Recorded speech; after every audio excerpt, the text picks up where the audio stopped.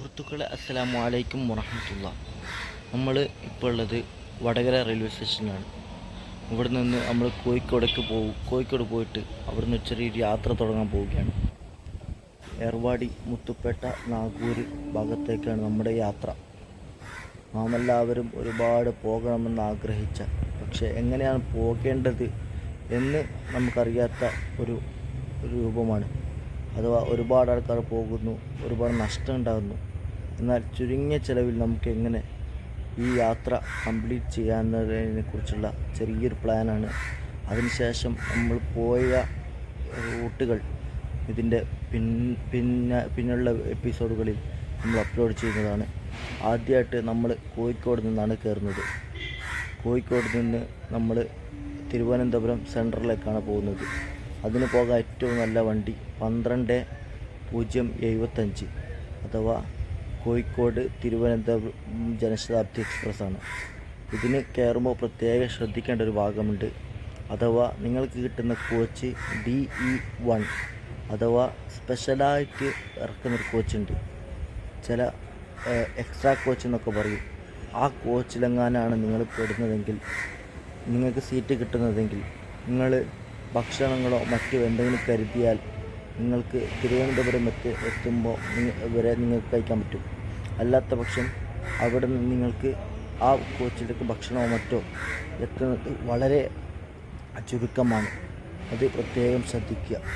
അങ്ങനെ ഇവിടെ നിന്ന് 1:45 കോഴിക്കോട് നിന്ന് പുറപ്പെട്ട് 7 മണിക്കൂർ കഴിഞ്ഞിട്ട് 9:25 PM ആകുമ്പോഴത്തേക്ക് നമുക്കത് തിരുവനന്തപുരം സെൻട്രലിൽ എത്തിച്ചേരുന്നതാണ്. 9:25 അവിടെ എത്തിയതിന് ശേഷം നമുക്ക് അതിനടുത്തുള്ള ഏറ്റവും അടുത്തുള്ള ദർഗയാണ് ഭീമാപ്പള്ളി ദർഗ.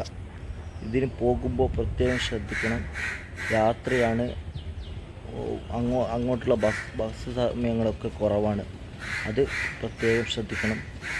അങ്ങോട്ടേക്ക് ചുരുങ്ങിയത് ബസ്സിന് മാത്രമാണെങ്കിൽ അങ്ങോട്ടും ഇങ്ങോട്ടും പോയി വരാൻ വെറും 20 രൂപ മാത്രം മതി. പക്ഷേ ഓട്ടോ ആകുമ്പോൾ 2 ഭാഗത്തേക്കുള്ള പൈസ നമ്മൾ ഒരേ ടൈമിൽ തന്നെ കൊടുക്കേണ്ടി വരും. അങ്ങനെയൊക്കെ പൈസയായിട്ട് നഷ്ടങ്ങളുണ്ടാകാം.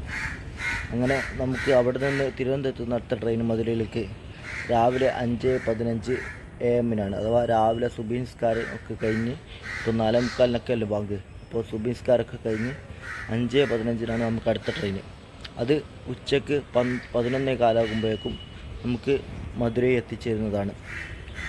അങ്ങനെ അവിടുന്ന് ളുഹ്ർ നിസ്കാരമൊക്കെ കഴിഞ്ഞ് നമുക്ക് തിരിച്ച് 2 മണിക്ക് തന്നെ അടുത്ത ട്രെയിൻ ഉണ്ട്. നേരെ 2:45 തോന്നുന്നു. അത് കൃത്യമായി ഞാൻ സ്ക്രീനിൽ അപ്ഡേറ്റ് ചെയ്യാം. അവിടുന്ന് നമുക്ക് നേരെ തിരുപ്പുറക്കുണ്ട്രം എന്ന് പറയുന്ന സ്ഥലം, അഥവാ സിക്കന്ദർ മലയുടെ അടുത്തുള്ള ഒരു സ്ഥലമാണ്. ഞങ്ങൾ അതിൻ്റെയൊക്കെ വീഡിയോ എടുത്തിരുന്നു. പക്ഷേ ആ ഒരു ഭാഗം, അഥവാ മധുരൈ ടു സിക്കന്ദർ മല, ആ ഭാഗം നമ്മുടെ വീഡിയോയിൽ നിന്ന് മിസ്സായി പോയിട്ടുണ്ട്. നിങ്ങളെല്ലാവരും ക്ഷമിക്കുക. അതിനുശേഷം നമ്മൾ നേരെ അവിടെ നിന്ന് ബസ് മുഖേന നേരെ മധുരൈ ബസ് സ്റ്റാൻഡിലേക്ക് വരുന്നു. അവിടെ നിന്ന് അവസാനമായിട്ട് നമുക്ക് മധുരയിൽ നിന്നും രാമനാഥപുരത്തേക്ക് 56-715 എന്ന നമ്പർ സർവീസ് നടത്തുന്ന മധുരൈ രാമേശ്വരം പാസഞ്ചർ 6:15 എടുത്തിട്ട് രാത്രി 8:30 ആകുമ്പോഴേക്കും രാമനാഥപുരം റെയിൽവേ സ്റ്റേഷനിലെത്തും. രാമനാഥപുരം റെയിൽവേ സ്റ്റേഷൻ്റെ തൊട്ടപ്പുറത്ത് തന്നെയാണ് ബസ് സ്റ്റാൻഡ്. അവിടെ നിന്ന് നമുക്ക് ഏർവാടിയിലേക്ക് ബസ് കിട്ടുന്നതാണ്. അതിൻ്റെയൊക്കെ ഡീറ്റെയിൽ ആയിട്ടുള്ള വീഡിയോ നമ്മൾ തുടരെ ചെയ്യുന്നതാണ്. അങ്ങനെ അവിടെ നിന്ന് ഏർവാടി എത്തിയതിന് ശേഷം അവിടെ തന്നെ പോയിട്ട് ഫസ്റ്റ് ചോദിക്കുക, അവിടുന്ന് രാവിലെ മുത്തുപ്പേട്ടയിലേക്ക് ബസ് ടൈം എത്ര മണിക്കാണ്. കാരണം ചില ദിവസങ്ങളിൽ ബസ് സർവീസ് ഉണ്ട്, ചില ദിവസങ്ങളില്ല എന്നത് കൊണ്ടാണ് അങ്ങനെ പറയാനുള്ള കാരണം. അങ്ങനെ അവിടെ നിന്ന് രാത്രി അവിടെ റൂം എടുക്കുകയോ മറ്റു സിയാറത്തൊക്കെ കഴിഞ്ഞിട്ട് നേരെ രാവിലെ തന്നെ സുബഹിസ്കാരം കഴിഞ്ഞ ഉടനെ തന്നെ നമുക്ക് അവിടെ നിന്ന് മുത്തുപ്പേട്ടയിലേക്കുള്ള ബസ് കിട്ടുന്നതാണ്. ഇല്ലാത്ത പക്ഷം നമുക്ക് നേരെ രാമനാഥപുരം ബസ് സ്റ്റാൻഡിലേക്ക് വന്നതിന് ശേഷം അവിടെ നിന്ന് പട്ടുക്കോട്ടൈ എന്ന് പറയുന്ന സ്ഥലത്തേക്ക് ബസ് സർവീസ് ഉണ്ട്. അവിടെ നിന്ന് മുത്തുപ്പേട്ടയിലേക്ക് ഡയറക്റ്റ് ബസ് സർവീസ് ഉണ്ട്. ഇങ്ങനെ നമുക്ക് കണക്ട് ചെയ്തിട്ട് നേരെ മുത്തുപ്പേട്ടയിലേക്ക് പോകാവുന്നതാണ്. അതിനുശേഷം നമ്മൾ പെട്ടെന്ന് സിയാർത്തൊക്കെ കഴിഞ്ഞതിന് ശേഷം മുത്തുപ്പേട്ടയിൽ നിന്ന് നാഗപട്ടണം എന്ന് പറയുന്ന, അഥവാ ഇപ്പോൾ ശ്രീലങ്കയിലേക്ക് നമ്മുടെ ഇന്ത്യയിൽ നിന്ന് ഡയറക്റ്റ് ഷിപ്പ് ഓടിക്കുന്ന ഒരു സ്ഥലമാണ് നാഗപട്ടണം. ആ നാഗപട്ടണത്തിലേക്ക് നാം ഇവിടുന്ന് മുത്തുപേട്ട മുകളിൽ നിന്ന് ബസ് കിട്ടുന്നതാണ്. ആ മുത്തുപേട്ട നാഗപട്ടണത്തേക്ക് പോയിട്ട് അവിടുന്ന് നാഗൂർ ദർഗയിലേക്കുള്ള ബസ് കിട്ടുന്നതാണ്. അങ്ങനെ അവിടുന്ന് ബസ് കയറി നാഗൂർ ദർഗയിലെത്തിയ ശേഷം സിയാർത്തൊക്കെ കഴിഞ്ഞ് അവിടുന്ന് നേരെ തൊട്ടിപ്പുറത്ത് തന്നെ റെയിൽവേ സ്റ്റേഷനാണ്. നാഗൂർ ദർഗയുടെ അടുത്ത് തന്നെ, ഏകദേശം 500 മീറ്റർ പോലുമില്ല. അവിടെ നിന്ന് റെയിൽവേ സ്റ്റേഷനിൽ നിന്ന് 16187 എന്ന നമ്പറിൽ Karaikal Ernakulam tea garden express എന്ന് പറയുന്ന ഒരു ട്രെയിൻ സർവീസ് നടത്തുന്നുണ്ട്.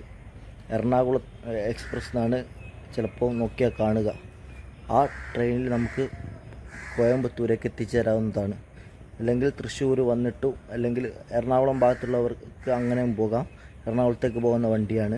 നേരെ മറിച്ച് മലബാർ ഏരിയകളിലുള്ളവർക്കാണ് ഞാൻ പറയുന്നത്.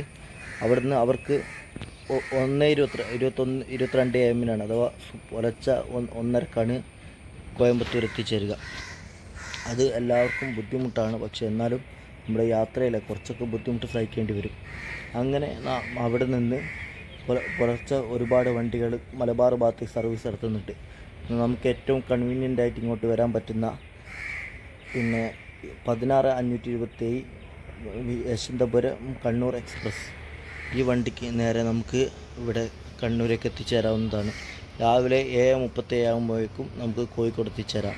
അങ്ങനെ നമുക്ക് നല്ലൊരു യാത്ര, ഏർവാടി മുത്തുപേട്ട നാഗൂർ യാത്ര നമുക്ക് നടത്താൻ സാധിക്കുന്നതാണ്.